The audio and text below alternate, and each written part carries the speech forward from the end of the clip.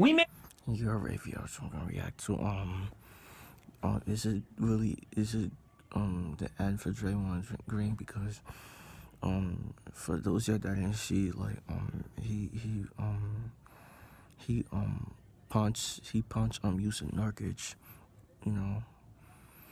He punched Yusuf Nurkic, which leads him to get suspended, but not too long before that, he actually choked.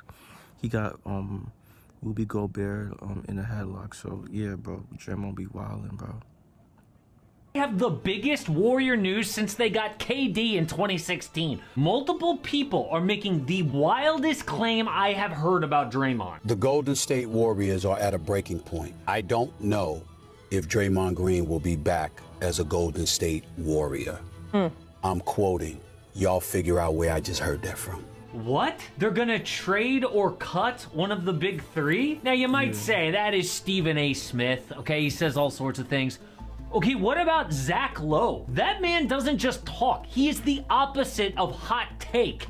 And he said this. Depending on how long the suspension is, when he comes back from it, assuming he comes back from it, and I'll just leave that there, at minimum, he will have been ejected or suspended from just about half of the Warriors games, whatever that date is, again, if and when. If and when? Oh, and then Zach Lowe comes out, apologizes, cuts it out of the podcast, and says, I'm sorry, that was a flippant comment by me. Like, not serious, not legit. Dude, you said it twice. First you were like, hey, if he comes back, dramatic pause. I'll just leave that right there. And then he repeated it. Dude did not misspeak. They are hearing this. It reminds you of when cameras caught Steve Kerr saying, I am so effing tired of Draymond's S. This could be the wildest ending to the Warriors dynasty we could have ever imagined. But there's something else that's just as bad. But as you know, I do YouTube. My wife does home loans, and the #1 issue people always have is their credit. I think it's so unfair we can't build our credit without some high interest credit.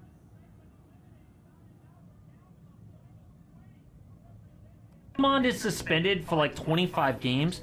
They have no chance. That's mad games that he missing, bro. Because he want to play dirty. Of making the playoffs.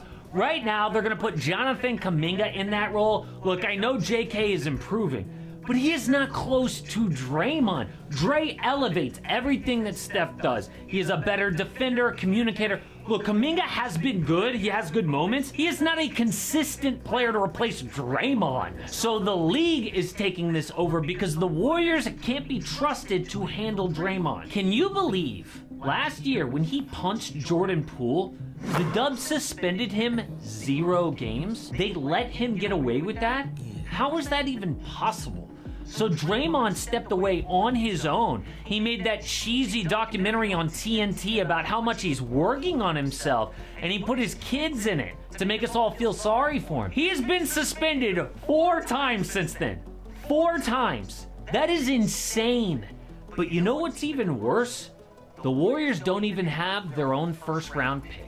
It goes to Portland unless it's in the top 4, which means if they tank like hell, then maybe they could have something to show for all this. It would sting so bad if the Blazers benefited from all this crap. So the only way around this is to suck so bad they're a bottom 4 team by the end. Yeah, the Warriors not doing good this season, bro. I've been seeing highlights and shit. The Warriors do not look good this season. So let's look at the league standings, not by conference. The Pistons are worse at 2-22. The Spurs and Wizards, they all have an equal chance at the #1 pick. But the Dubs have 10 wins, and that's not far off the 4th worst team in the league. But how would Steph Curry react if they did that? There will be major changes to this team because Draymond is actually only one of their problems. I will bet, secretly, they are almost as frustrated with Klay Thompson. For the first time ever, he was benched at the end of a close game. Missed 8 of his 10 shots and 7 of 8 threes. I mean, well, Klay, he be breaking shots, you feel me? He's not, I don't know what is up with Klay. He has not been playing that well, bro. I don't know, is it due to age or he just don't care, or, you know, something like that. But Clay hasn't been playing well, bro. So Kerr went with the young guys, Steph and Dario Saric. That must have been so tough mentally on Clay, but guess what? Nobody cares. I'm sure he's disappointed. You know, it's not easy being in that situation, but this is the NBA. You know, it's a dream job for these guys, and it's also incredibly difficult. You get booed, benched, injured, traded, cut. It's not easy. I love that answer. Kerr's like, yeah, probably doesn't like it, but welcome to professional basketball. No one is above getting benched. Like when GM Bob Myers said he left because Clay's new contract would be tough, he's getting a statue outside of Chase Center one day. Yeah, Kerr's like, I don't care. At some point, you get benched if you suck. Deal with it. Now Shams is reporting the Dubs offered Clay 2 years, $48 million before the season, but now there is no deal. This is the closest Clay has ever been to leaving the Warriors. I won't be shocked if it actually happens. But no one's even asking Kerr about... I would be shocked. I would be shocked. You feel me? If he actually left the Warriors, because Klay Thompson is, you know, Klay Thompson has been their boy, bro. Like, you feel me? Y'all get what I'm trying to say? Klay Thompson's been there, like, you know. He won his first championship. He got 3 championships with the Warriors, bro. Wiggins at this point, he's so bad. The Ringer just came out with their newest NBA player rankings. Wiggins has dropped from 50th in the league before the season to 80. Worse than Austin Reeves and Kyle Kuzma. One spot better than Dylan Brooks. So how did he go from locking down Luka, then Jason Tatum to win a chip, then about 1 year later this? The Warriors can't win with that, and the reason that he has dropped connects to his days in Minnesota. Wiggins was drafted #1 in 2014 over Joel Embiid at 3. He won Rookie of the Year, casually dropping 30-point games. Now, he was bad on defense and inefficient, but hey, most rookies are like that, no big deal. But as the years went on, fans turned on him. His defense was so bad, there were entire YouTube videos on it, and the scoring didn't lead to wins. But the Wolves traded for Jimmy Butler in 2017 to toughen up Wiggins and Karl Anthony Towns. Instead, it totally backfired because Butler was disgusted by Wiggins' unmotivated attitude and huge contract. His ESPN interview was the most savage comment to Wiggins. I'm not the most talented player. Who's the most talented player on our team? Cat. Who's the most God-gifted player on our teams? Wiggs. Wiggs got the longest arms, biggest hands, can jump the highest, can run the fastest. But, like, who plays the hardest? Me. Calling out his teammates by name, saying they don't play hard. They don't care. So the Wolves were dying to get rid of Wiggs, and the Warriors swooped in, dealing D'Lo and a pick. So how did he become prime Kawhi 1 year later? The change happened during the pandemic shutdown. Steve Kerr went to Wiggs and said, "It is so stupid that you're not a lockdown defender. You're 6'7" with a 7-foot wingspan." It's Yeah, bro. He should be. But there's some players that are like that, though. You feel me? That don't play defense, just don't do shit. You feel me? exactly what Jimmy That are dirt and that are do-bads, like, you feel me? Butler was saying, God-given talent, but doesn't try hard. So Wiggs took it to heart. He suddenly got motivated for the first time in his career. People started calling him two-way Wiggs on social media, and he made his first All-Star game as a starter. Okay, BTS might have rigged the voting a little bit, but he did deserve to be there. The difference from Golden State and Minnesota was he's not the #1 option.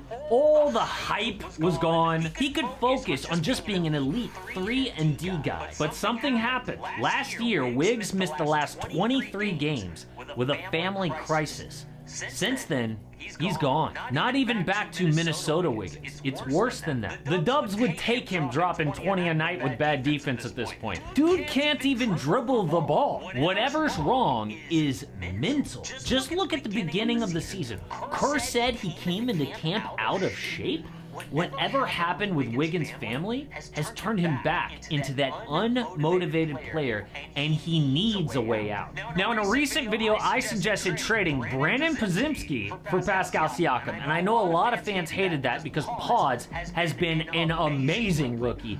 But what else can they do? I mean, at some point, you have to trade good young players to extend Steph window. The best argument against that is, hey, the Dubs need size. Like, ideally, a big elite 3-and-D center. But those guys aren't just available. Okay, the players on the market, according to Sham, Zach LaVine, DeMar DeRozan, OG Anunoby, and Pascal. Out of those, the only all-star who is like 6'8" or taller with long arms is Siakam. I know he can't shoot, but hey, maybe it's not a problem playing him and Draymond together if Draymond's not on the team. But Siakam is just one guy who might be traded. We now have 4 big names that could get moved, so I broke down where LaVine, Siakam, and the others might go. Okay, that's the vid. So yeah, bro, what is next for Draymond Green, bro? Like, do y'all think he's gonna get traded after this season is done? Do y'all think Klay Thompson's gonna get traded after this season is done? To be honest with you, I don't think they're gonna be traded. I don't see it happening, but who knows, bro? Like, who knows? Maybe not. I don't know. But me, I don't see it, cause like they've been loyal to the team. Like, they've been loyal to the team. Klay and Draymond, like Steph and Curry, bro. Like, the big 3: Steph, Klay, and Draymond, and Green. Draymond, you feel me? So yeah, bro. Let me know, bro. Make sure you like, comment, subscribe, download the vibe. We're checking out you are.